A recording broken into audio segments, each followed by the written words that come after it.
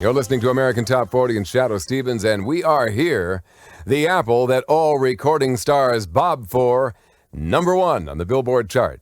And this song has hit #1 on the Black Singles chart and the Dance chart.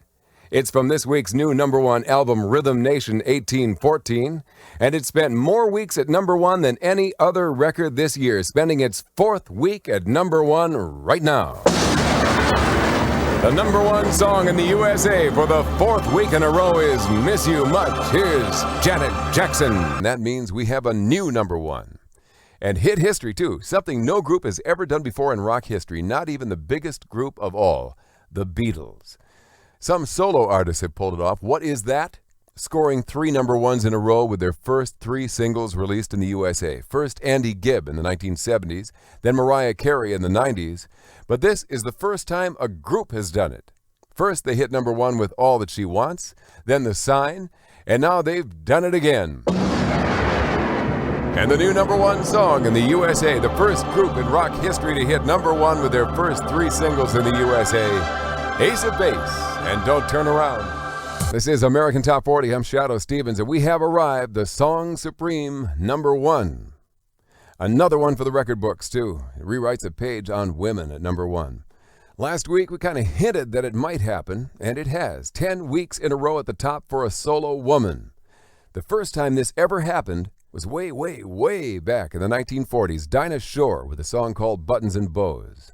And we had to wait another 3 decades till it happened again. In the 1970s, we had it again with You Light Up My Life by Debbie Boone, and then again in the 80s with Physical by Olivia Newton-John. And now, it's happened in the 90s. Ladies, move over. You've got company. With the #1 song in the USA for her 10th week in a row, Whitney Houston, and I Will Always Love You. This is American Top 40. I'm Shadoe Stevens. I'll tell you what we can do. We can check out a bit of the history of the band at #1 this week. This is an interesting story. This is a band who tried out 10 lead singers and finally picked the guy who sang off-key. He got the gig because he looked right. See, this was a casting call for an actor as much as a singer. They wanted someone who was a cross between, say, Lou Reed, Iggy Pop, and David Bowie.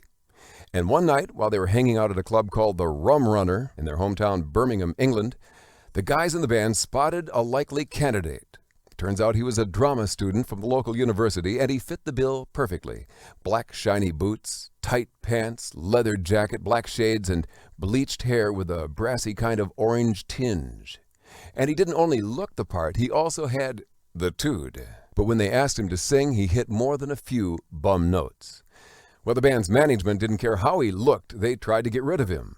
But the guys in the band were sold on him and insisted he'd get better. And that's how Simon Le Bon joined Duran Duran. And I think we'll all agree Simon did get better.